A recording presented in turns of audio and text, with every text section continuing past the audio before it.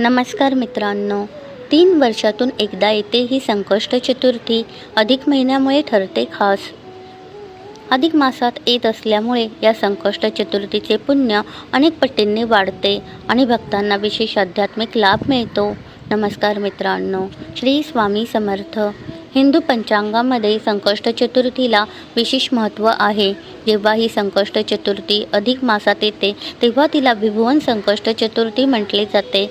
भगवान गणेशाची पूजा, उपवास आणि चंद्रदर्शनासाठी हा दिवस अत्यंत शुभ मानला जातो. असा विश्वास आहे की या दिवशी योग्य विधींसह गणपती बाप्पांची पूजा आणि उपवास केल्याने जीवनातील सर्व संकटे दूर होतात आणि सुख समृद्धी व सुदैव प्राप्त होते.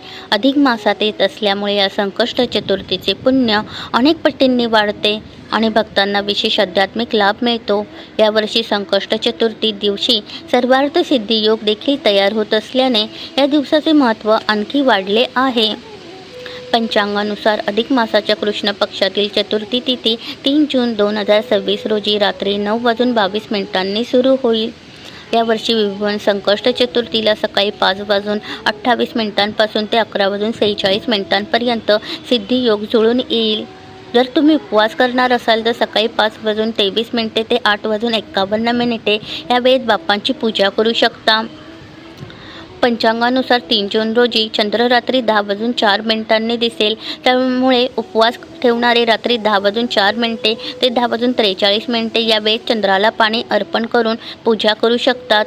विभुवन संकष्ट चतुर्थीचे धार्मिक महत्त्व याप्रमाणे.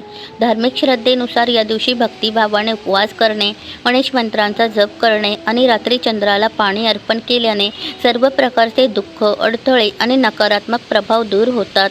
अधिक मास हा स्वतः भगवान विष्णूंना समर्पित मानला जातो, त्यामुळे या महिन्यात उपवास, दान आणि पूजेचे महत्त्व अधिकच वाढते. असे मानले जाते की जे भक्त भक्तिभावाने आणि नियमितपणे हा उपवास करतात त्यांच्या जीवनातील अडथळे दूर होतात आणि त्यांना सुख, शांती, कीर्ती आणि यश प्राप्त होते. गणपती बाप्पा मोरया, मंगलमूर्ती मोरया. धन्यवाद. श्री स्वामी समर्थ. जय जय स्वामी समर्थ.